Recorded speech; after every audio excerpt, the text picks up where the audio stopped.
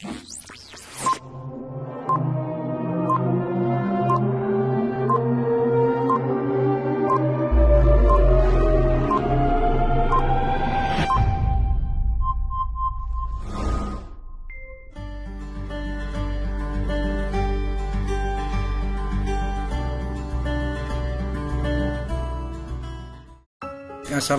warahmatullahi wabarakatuh. Bagaimana kabarnya anak-anak? Kita ketemu lagi. Bagaimana kabarnya? Alhamdulillah, luar biasa. Allahu Akbar ya. Luar biasa ya. Baik, untuk pertemuan kali ini kita melanjutkan pembahasan yang kemarin, yang mana kemarin kita sudah membahas sedikit tentang sujud. Masih diingat standar kompetensi lulusan mata pelajaran fikih? Iya, memahami ketentuan hukum Islam yang berkaitan dengan ibadah madhah dan muamalah, serta mempraktekkan dengan benar dalam kehidupan sehari-hari ya, betul. Untuk bab 1 tentunya kemarin kita punya 3 agenda pembahasan. Kemarin sudah kita bahas sujud sahwi, kemudian juga sujud syukur. Untuk nanti kita lanjutkan untuk sujud tilawah ya. Kompetensi dasar ada 4 kompetensi yang harus kalian capai terkait dengan KI 1, 2, 3, dan 4. Sikap spiritual, sikap sosial, kompetensi pengetahuan ya, memahami ketentuan sujud sahwi, sujud syukur, dan juga nanti sujud tilawah. Kemudian memperagakan tata cara sujud sahwi, sujud syukur, dan sujud tilawah. Untuk pertemuan kali ini kita bahas tentang pengertian sujud tilawah. Apa itu sujud tilawah? Ya, secara konsep didefinisikan sujud tilawah adalah sujud yang dilakukan disebabkan adanya bacaan Al-Quran, yaitu bacaan ayat-ayat sajadah. Apa itu ayat sajadah? Nah, silakan anak-anak dicari tentang ayat sajadah. Hukum sujud tilawah. Hukum melaksanakan sujud tilawah adalah sunnah, baik dan bernilai pahala bila dilaksanakan, namun tidak berdosa bila ditinggalkan. Tapi dalam sholat berjamaah, ketika imam membaca ayat sajadah dalam sholat, kemudian imam melakukan sujud tilawah, maka makmum wajib. Nah, di sini berubah hukumnya menjadi wajib mengikutinya karena kewajiban kita berjamaah. Tapi sebaliknya, apabila imam tidak sujud, maka makmum tidak boleh sujud sendirian karena akan membatalkan jamaah kita ya. Tujuan dari pembahasan sujud tilawah ini ya, sujud tilawah sunnah dilakukan untuk menyatakan keagungan Allah, pengakuan bahwa diri kita adalah makhluk Allah yang sangat lemah dan tidak berdaya di hadapan Allah. Hanya dialah Allah, zat yang maha kuasa atas segala sesuatu ya. Anak-anak, apa saja kiranya ayat sajadah tadi? Ada berapa? Ada yang tahu? Iya, ada yang menjawab? Iya, 15. Iya, betul. Ada 15 ayat yang berada dalam Al-Quran. Silakan anak-anak, 15 itu dicari tahu surat apa saja, ayat berapa. Tentunya semua berada di dalam Al-Quran. Mungkin yang malamnya mengikuti ngaji madrasah diniyah, nah, sudah pernah mengikuti pembahasan tentang ayat-ayat sajadah ya, karena sudah mempelajari ilmu tajwidnya ya, sudah tahu ya. Silakan nanti coba dicatat. Terus minggu depan berikutnya kita bahas tentang ayat-ayat sajadah itu.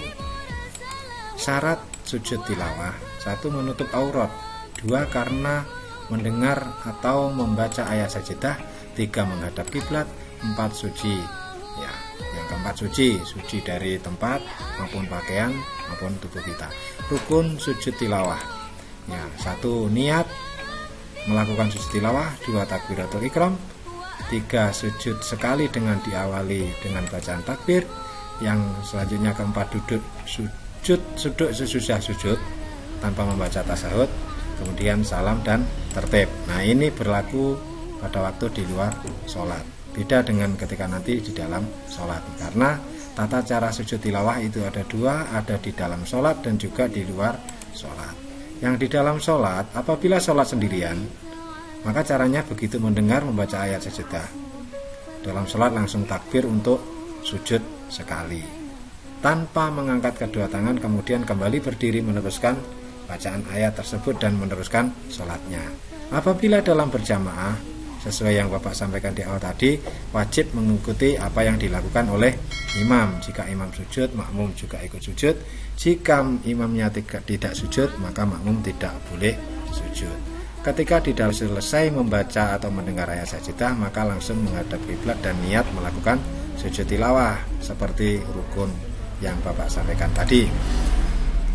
Adapun doa sujud tilawah itu sudah tertulis di buku kalian, di buku bacaan kalian, di buku pegangan siswa maupun buku-buku yang lain. Silakan anak-anakku, tugasnya yang nanti mencatat bacaan sujud tilawah mulai dari Arabnya sampai terjemahnya ya. Minggu depan kita bahas. Selanjutnya hikmah ketika kita melakukan sujud tilawah. 1. Dihindarkan dari godaan setan. Yang kedua, lebih menghayati bacaan kandungan Al-Quran yang dibaca atau didengar, mendekatkan diri kepada Allah, Zat yang Maha Pencipta. Yang keempat, menghindarkan diri dari sikap sombong dan angkuh pada sesama. Yang kelima, menumbuhkan kesadaran akan kebesaran Allah. Yang kemudian yang keenam, membuktikan ketaatan kita kepada Allah Subhanahu wa Ta'ala. Iya. Anak-anakku, perlu diketahui bahwasannya ketika kita tidak bisa melakukan sujud tilawah karena keadaan, mungkin dalam perjalanan ketika kita mendengar, oh itu ada ayat sajidah, apa yang harus kita lakukan? Sujud, tidak mungkin, karena mungkin naik sepeda motor kalau berhenti tiba-tiba tidak mungkin. Itu bisa kita sikapi dengan cara membaca bacaan Baqiyatus Sholihah. Ada yang sudah tahu bacaannya? Iya, subhanallah, walhamdulillah, wala ilaha illallah, wallahu akbar. Dibaca 3 kali, kemudian yang terakhir ditutup dengan bacaan wala haula wala quwata illa billahil aliyil azim. Nah, ini fadilah keutamaan kalimat Baqiyatus Sholihah itu banyak sekali. Di sini Bapak sampaikan ada 8. Silahkan ini nanti bisa dicatat, dipahami, kita amalkan bersama. Baik anak-anakku, untuk selanjutnya Bapak ingin menyampaikan latihan soal dan tugas. Silahkan dicatat. 1. Sujud syukur dan sujud tilawah memiliki beberapa persamaan. Coba identifikasi persamaan-persamaan tersebut. Yang kedua, ada beberapa perbedaan antara sujud sahwi, sujud syukur, dan sujud tilawah. Coba identifikasi perbedaan-perbedaan tersebut.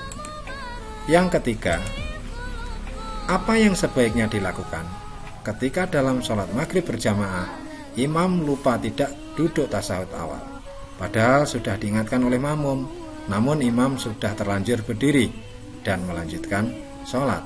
Apa yang harus dilakukan? Yang keempat, murid-murid di suatu madrasah tergolong majmuk. Mereka berasal dari beberapa desa yang berbeda-beda. Namun mereka hidup rukun meskipun berasal dari pengikut mazhab yang berbeda. Suatu ketika, Ahmad yang biasa melakukan kunut dalam sholat subuh bermakmum kepada Yazid yang biasanya tidak kunut ketika sholat subuh. Apa yang sebaiknya dilakukan oleh Ahmad?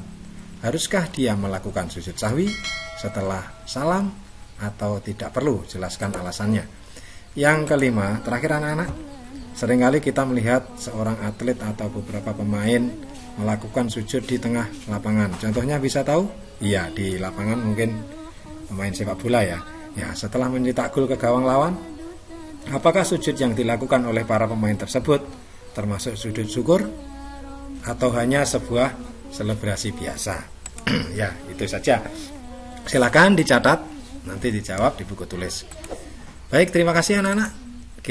Kiranya sampai sekian dulu. Kita tutup dengan bacaan kafaratul majelis. Subhanakallahumma wa bihamdika asyhadu alla ilaha illa anta astaghfiruka wa atubu ilaik. Terima kasih atas perhatiannya. Bapak akhiri. Wassalamualaikum warahmatullahi wabarakatuh.